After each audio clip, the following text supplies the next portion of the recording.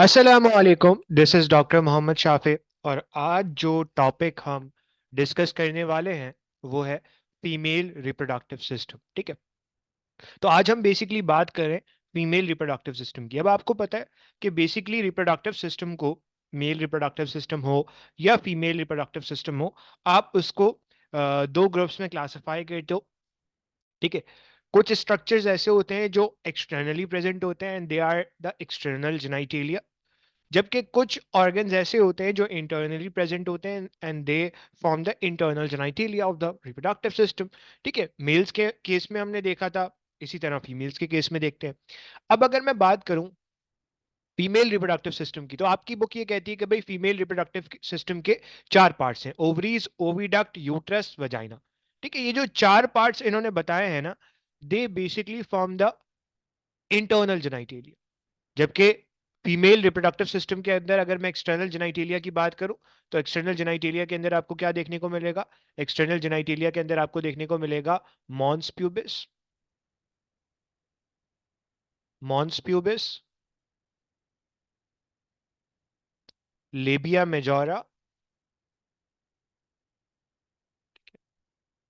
इसी तरह labia minora, क्लेटोरिस। Simple, क्लेटोरिस। अच्छा, तो ये आपको क्या मिल रहा है? इसका एक्सटर्नल जेनाइटेलिया। सही है। चलो, अब यहां पे जो डिस्कशन होगी मेनली आपके बुक के अंदर, वो हो रही है इंटरनल जेनाइटेलिया के ऊपर। तो सबसे पहले हम बात करने वाले हैं गुनेड्स की। ठीक है, आपको पता है गुनेड्स प्राइमरी सेक्स ऑर्गन्स होते हैं। In the case of male it is testis, while in females they are basically ovaries. ठीक है, तो अगर मैं ओवरीज की बात करूं, तो आपसे कह रहा है the female ovaries lie in the abdominal cavity. अब जी जो ओवरीज है ना, बेसिकली आपको कहां मिलेंगी? ये ओवरीज आपको मिलती है एब्डोमिनल कैविटी में। अब अगर आप देखो तो इनकी शेप कैसी होती है? अगर आप इनकी शेप देखो तो आमतौर पे ये ओवल शेप होती है या ऑलमंड शेप होती है। तो यहां पे जो ओवरीज मिलती हैं वो आपको ऑलमंड शेप या ओवल शेप मिलती है, दोनों बात एक ही है। और कहां मिलती है भाई? एब्डोमिनल कैविटी, एब्डोमिन में प्रेजेंट होती है। अच्छा, उसके अलावा आपसे कह रहा है flanking and attach with the mesentery to the uterus. अच्छा, अब ये बड़ी इंपॉर्टेंट बात है। यहां पे अगर आप इस डायग्राम को देखो, ठीक है, तो यहां पे आप देखोगे कि ये रही ओवरी, और ये ओवरी यूट्रस के साथ अटैच है एक कनेक्टिव टिश्यू से, एक लिगामेंट से, जिससे बेसिकली ओवरी को कनेक्ट किया जा रहा है कैसे? यूट्रस से। सिंपल। तो यूट्रस जो है वो ओवरीज को पकड़ के रखता है। अब आगे आपसे क्या कह रहा है? आगे आपसे ये कह रहा है कि भाई each ovary is enclose in a tough protective capsule. अगर आप ओवरी को देखो ना, तो ओवरी के ऊपर आपको क्या मिलेगी? ओवरी के ऊपर आपको एक प्रोटेक्टिव कवरिंग मिलेगी, and this protective covering is the capsule of the ovary. ठीक है, तो ये आपको क्या मिल रहा है? कैप्सूल। अच्छा भाई, ओवरीज कितनी होती है? बड़ी इंपॉर्टेंट बात है। देखो, ओवरी एक राइट साइड पे होगी, एक लेफ्ट साइड पे होगी, so it's a paired structure. सही, it's a paired structure. Simple. चलो, अब आपसे क्या कह रहा है? आपसे कह रहा है कि भाई ओवरी को, ओवरी के अराउंड आपको क्या मिल रहा है? ओवरी के अराउंड आपको प्रोटेक्टिव कैप्सूल मिल रहा है।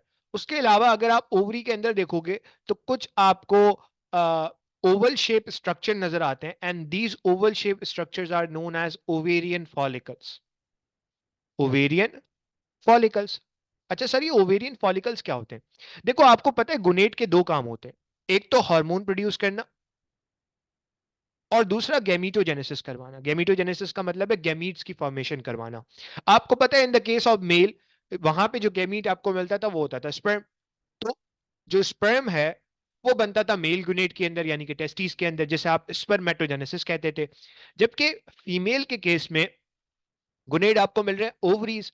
तो ओवरी के अंदर जो गैमीटोजेनेसिस होगी फीमेल में, जो आपको गैमीट मिलता है, दैट इज ओवम। तो यहां पे जो गैमीटोजेनेसिस होगी उसे आप क्या कहोगे? उसे आप कहोगे oogenesis। और oogenesis के नतीजे में आपको क्या मिलेगा? ओवम या एग। अब सवाल ये होता है, ये ओवम या एग कहां होता है?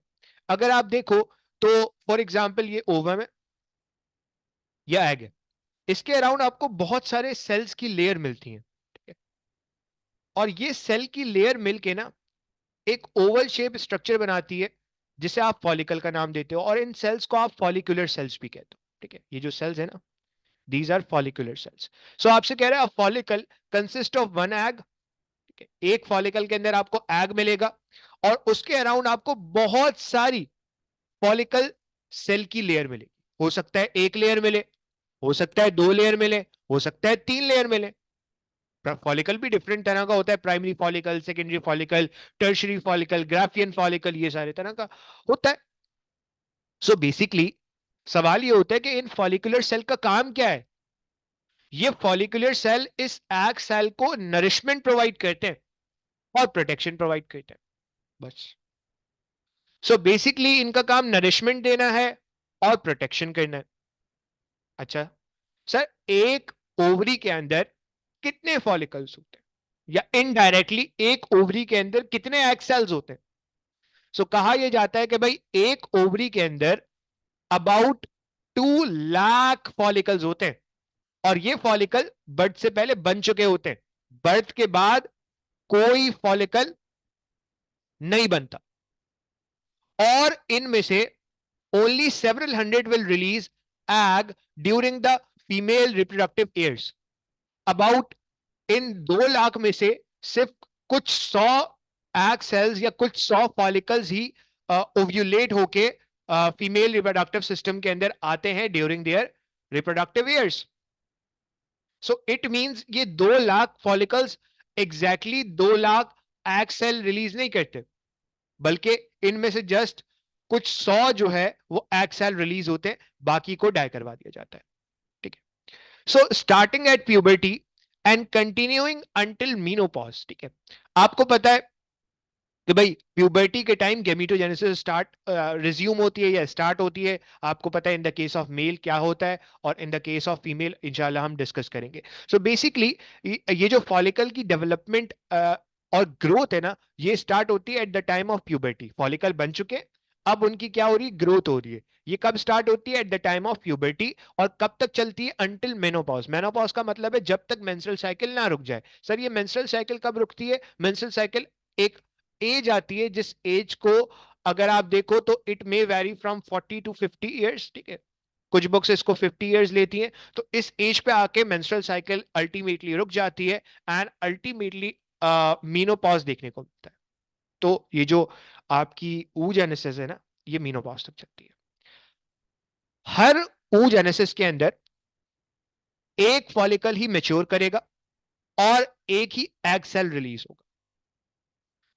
अब सवाल ये होता है कि सर आपने ये बताया था कि भाई गुनेट के दो काम होते हैं, गैमीटोजेनेसिस करना, हार्मोन प्रोड्यूस करना। गैमीटोजेनेसिस तो समझ में आ गया। हार्मोन कौन सा प्रोड्यूस करेगा? तो ओवरी दो हार्मोन प्रोड्यूस करती है, एक का नाम है ईस्ट्रोजन और एक का नाम है प्रोजेस्ट्रॉन।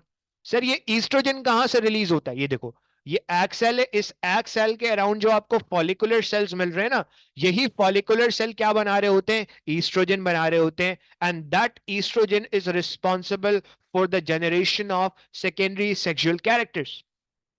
सिंपल। अच्छा भाई, अब आ जाओ जरा आगे। अब अगर आप यहां पे देखो, इस डायग्राम को देखो, तो ये आपका है यूट्रस, और यहां से एक ट्यूब निकलती हुई नजर आ रही है। जो ट्यूब बेसिकली इस ओवरी से निकलने वाले एग को, जो कि एब्डोमेन में जाएगा, उसको पकड़ के वापस कहां लेकर जाएगी? रिप्रोडक्टिव ट्रैक्ट के अंदर लेकर जाएगी। And this tube which actually which actually arise from this uterus is known as uterine tube, oviduct और fallopian tube। तीन नाम है इसके, uterine tube, oviduct and fallopian tube, यही लिखा हुआ। ठीक है, अब अगर इसे आप प्रॉपर वे के अंदर देखना चाहते हो तो आओ मैं दिखाता हूं। ओके, तो सी दिस डायग्राम, ये देखो, मैंने आपको बताया था कि ओवरी को आपने अटैच किया हुआ एक लिगामेंट से। इस लिगामेंट को आप कहते हो ओवेरियन लिगामेंट। अच्छा, उसके अलावा ये देखो, यूट्रस से एक ट्यूब निकलती हुई नजर आ रही है, जो ट्यूब बेसिकली इस ओवरी से निकलने वाले एग को पकड़ के वापस फीमेल रिप्रोडक्टिव ट्रैक के अंदर लेकर आएगी। And this tube is known as uterine tube, fallopian tube और ओविडा। सो बेसिकली ये आपके ओवम को पकड़ के वापस रिप्रोडक्टिव ट्रैक के अंदर लेकर आएगी। ठीक है, अब अगर मैं यूट्राइन ट्यूब की बात करूं या ओविडक्ट की बात करूं या फेलोपियन ट्यूब की बात करूं, सो डक्ट सिस्टम कहां से शुरू होता है? बेसिकली डक्ट सिस्टम शुरू ही ओविडक्ट से होता है। अच्छा सर, अब ये ओविडक्ट कितनी होती है? भाई जाहिर सी बात है, दो ओवरीज हैं तो दोनों ओवरीज से दोनों ओवरीज को कनेक्ट करना है यूट्रस के साथ, तो अल्टीमेटली अल्टीमेटली दोनों ओवरीज से, फॉर एग्जांपल एक ओवरी ये रही, एक ओवरी ये रही, फॉर एग्जांपल एक मंथ ये ओवरी एग रिलीज करती है, एक मंथ ये करती है, तो अल्टीमेटली अल्टीमेटली यहां पे जो ट्यूब मौजूद होगी ये कितनी होंगी? भाई जाहिर सी बात है, दो होंगी। सो it's a paired structure, paired structure. उसके अलावा अगर मैं इसकी लेंथ की बात करूं तो कहा यह जाता है it's about 10 to 12 centimetre in length. ठीक है, अब जरा गौर से देखना, इस फेलोपियन ट्यूब के इस फेलोपियन ट्यूब के तीन पार्ट्स हैं। कितने पार्ट्स हैं? तीन पार्ट्स। अब इस डायग्राम पे वापस चलते हैं, इस डायग्राम को देखो। एक पार्ट आपको नजर आ रहा है ये वाला, ठीक है, this is the first part of this uterine tube, जबकि यहां पे आपको कुछ स्वेल्ड पोर्शन नजर आ रहा है, this is the second part, and this part of the uterine tube which connect this with the uterus is the third part. तो फर्स्ट पार्ट को आप नाम देते हो infundibulum, so this is infundibulum. फिर यहां पे आपको स्वेल्ड पोर्शन नजर आता है इस यूट्राइन ट्यूब का, जिसे आप कहते हो ampulla.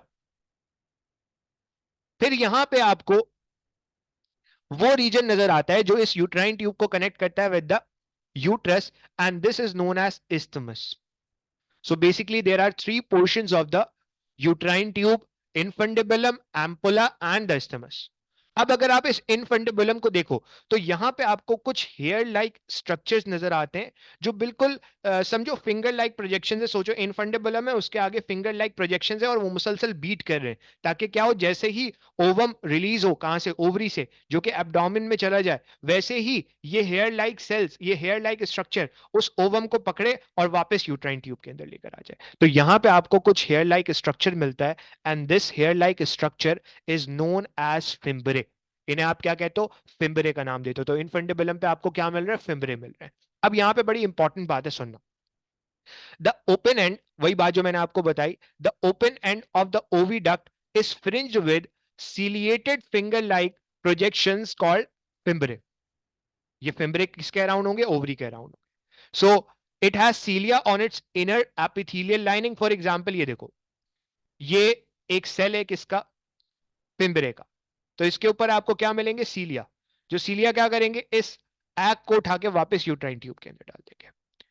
So they are where the fertilization typically take place. अच्छा, अब ये बहुत इंपॉर्टेंट बात है, आपकी बुक ये कहती है कि भाई फेलोपियन ट्यूब के अंदर फर्टिलाइजेशन हो रही है। अब फेलोपियन ट्यूब के अंदर भी कहां हो रही है? तो normally normally fertilization fallopian tube के एम्पुला के अंदर होती है।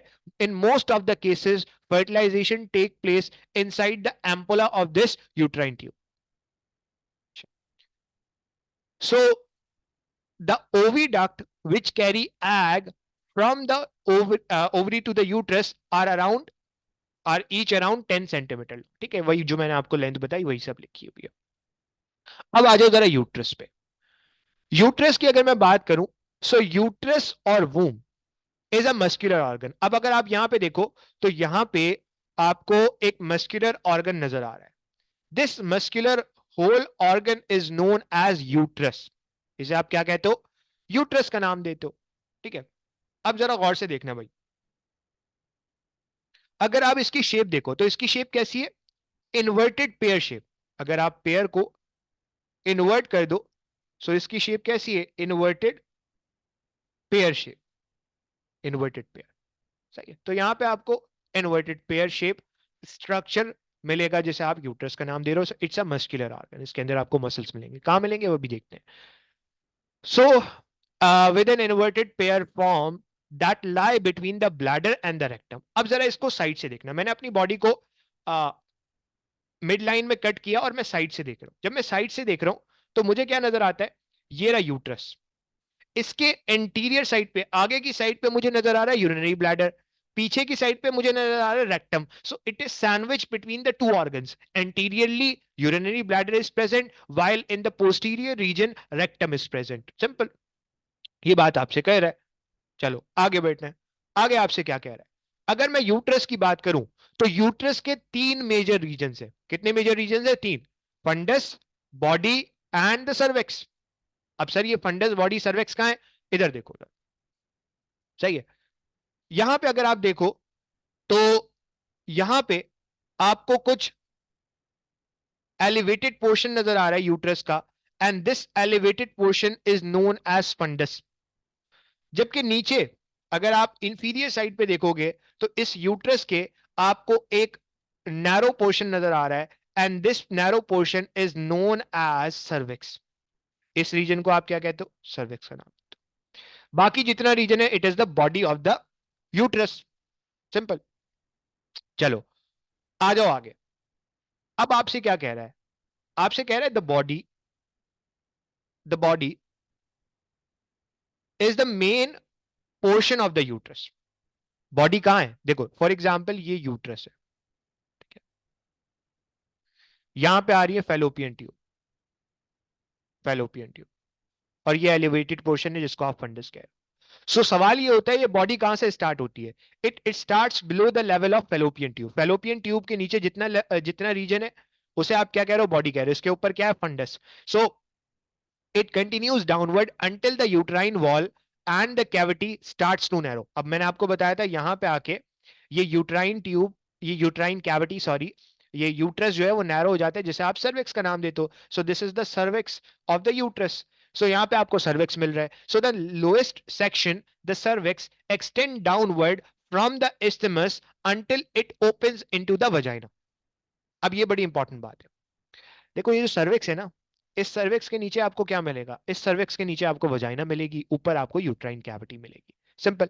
सो ये आपको तीन पार्ट्स पता होने चाहिए। अब आ जाओ यूट्रस की वॉल पे। फॉर एग्जाम्पल मैं जब यूट्रस की वॉल को यहां पे कट करके देखता हूं तो मुझे क्या नजर आता है? मुझे ये नजर आता है कि भाई यूट्रस की वॉल तीन लेयर से मिलके बनी है। अब वो कौन सी तीन लेयर है? फॉर एग्जाम्पल सबसे बाहर मुझे ये वाली लेयर नजर आ रही है। सो this is the outer most layer जिसे मैंने ब्लू से बनाया। सही है। फिर मुझे नजर आता है एक मिडिल लेयर, फिर मुझे नजर आती है एक middle layer. So this is the middle layer. फिर मुझे नजर आती है एक इनर लेयर। तो कितनी लेयर्स हो गई भाई? यूट्रस की वॉल की तीन लेयर्स हो गई। अब अगर मैं एक एक लेयर को देखूं तो मुझे क्या नजर आता है भाई? मुझे ये नजर आता है कि यूट्रस की जो वॉल है उसमें तीन लेयर्स है, outer one, middle one and the inner one. अब जब मैं आउटर वन को देखता हूं, so this outer layer of the uterus is known as, what is known as perimetrium. Peri कहते हैं अराउंड को, metrium somewhat related to uterus, perimetrium. So this perimetrium is made up of connective tissue. Majorly ये किससे मिलकर बनी होती है? Connective tissue से। जबकि ये जो मिडिल लेयर नजर आ रही है ना, this middle layer is known as myometrium. इसे आप क्या कहते हो? मायोमीट्रियम। मायो कहते हैं मसल को, metrium somewhat related to uterus. तो इसका मतलब ये है कि वो वाहिद लेयर आपके यूट्रस की जिसके अंदर क्या मौजूद है? मसल मौजूद है, दैट इज द मायोमीट्रियम। अब सवाल ये होता है कि यहाँ पे कौन से मसल्स होंगे? यहाँ पे जाहिर सी बात है यहाँ पे जो मसल्स मिलेंगे वो होंगे smooth muscles, and it is a thick muscular layer. होता क्या है ड्यूरिंग द चाइल्ड बर्थ या during the different phases of the menstrual cycle यही आपके मसल्स कॉन्ट्रैक्ट करते हैं, जिसकी वजह से एक रिदम बनती है। ठीक है। फॉर एग्जाम्पल अगर आपने चाइल्ड को डिलीवर करना है इस यूट्रस से वजाइना के जरिए बॉडी के बाहर, तो अल्टीमेटली ये जो आपके मसल्स हैं ये फोर्सफुली कॉन्ट्रैक्ट करेंगे। तो बेसिकली ये जो मायोमीट्रियम है ना, इसके अंदर मसल्स मौजूद है। जबकि अगर मैं बात करूं सबसे इनर इनर लेयर की, सो दिस इज एंडोमीट्रियम। और ये जो एंडोमीट्रियम है ना, ये ग्लैंडुलर लेयर है, इसके अंदर डिफरेंट ग्लैंड्स मौजूद हैं। और during the different phases of the menstrual cycle ये एंडोमीट्रियम कभी थिक होती है, कभी थिन होती है, कभी ग्रो कर रही होती है, कभी शेड ऑफ कर रही होती है, depending on the different phases of the menstrual cycle. So basically अगर मैं यूट्रस की वॉल को देखूं, it is made up of 3 layers. वही बात जो मैंने आपको बताई, endometrium, myometrium and the perimetrium. Endometrium क्या है? It's a inner epithelial layer along with it mucus membrane. सही है, यहाँ पे आपको म्यूकस मेम्ब्रेन मिलेगी, यहाँ पे आपको एपिथेलियल लाइनिंग मिलेगी। जाहिर सी बात है, बॉडी की कवरिंग के ऊपर क्या मौजूद होती है? एपिथेलियल लेयर मौजूद होती है, which is richly supplied with blood vessels. Again, glands, blood vessels. क्यों? क्योंकि यहीं पे आके आपका बेबी क्या होगा? इंप्लांट होगा। सही है, तो इसको जाहिर सी बात है ब्लड सप्लाई तो चाहिए। उसके अलावा myometrium, myometrium is a muscular layer, जबकि perimetrium is the outer most thin layer which cover the uterus. अब फिर मैंने आपको बताया सर्विक्स क्या है? Cervix is a narrow opening provide passage between the vaginal cavity and the uterus cavity, uterine cavity. ऊपर uterine cavity है cervix के, नीचे वजाइनल कैविटी है। So it connects the uterine cavity with the vaginal cavity. Simple. चलो, अब आ जाओ जरा आगे। अब जरा इधर देखो। So this is the last part of the female reproductive system is the vagina. Vagina की अगर मैं बात करूं, so vagina is a distendable organ. Distensible organ, sorry, distensible का मतलब है कि ये इसका जो आप डायमीटर है वो कम या ज्यादा हो सकता है। फॉर एग्जांपल चाइल्ड बर्थ हो रही है तो जाहिर सी बात है डायमीटर बढ़ जाएगा इसका। तो आमतौर पे कहा यह जाता है कि इसकी लेंथ होती है about 7 to 9 centimetre. So its length is about 7 to 9 centimetre. So it's a muscular tube used for the reception of sperm। जाहिर सी बात है, it it is responsible for the reception of sperm during sexual intercourse and it is also responsible for the delivery of fetus। इसीलिए इसी vagina से baby की birth होगी, इसीलिए आप इसे क्या कहते हो? इस वजाइना को आप जो है वो नाम देते हो बर्थ कैनाल का भी। और यहाँ पे किसी किस्म का कोई ग्लैंड व्लैंड प्रेजेंट नहीं होता, वजाइना में कोई भी ग्लैंड प्रेजेंट नहीं होता। यही सारी बातें आपसे यहाँ पे लिखी जा रही हैं कि भाई ओविडक्ट का क्या काम है, ओवरीज का क्या काम है, वजाइना का क्या काम है, यूट्रस का क्या काम है, ओवरीज का क्या काम है, ओविडक्ट का क्या काम है, सारी चीजें वही रिपीट हो रही है। सो बेसिकली यहां पे आके हमारा फीमेल रिप्रोडक्टिव सिस्टम हो गया है एंड। ठीक है, इसके अंदर अगर कोई प्रॉब्लम है तो आप कमेंट सेक्शन के अंदर मुझसे पूछ सकते हो। आज के लिए इतना ही, इंशाल्लाह नेक्स्ट वीडियो के अंदर फिर मुलाकात होगी। वीडियो अच्छी लगी हो तो चैनल को सब्सक्राइब कर लेना, लाइक कर देना वीडियो को, और कमेंट करके बता देना कि ये वीडियो कैसी लगी। तो आज के लिए इतना ही, इंशाल्लाह जिंदगी रही तो आपसे नेक्स्ट वीडियो के अंदर फिर मुलाकात होगी। तब तक के लिए अल्लाह हाफिज।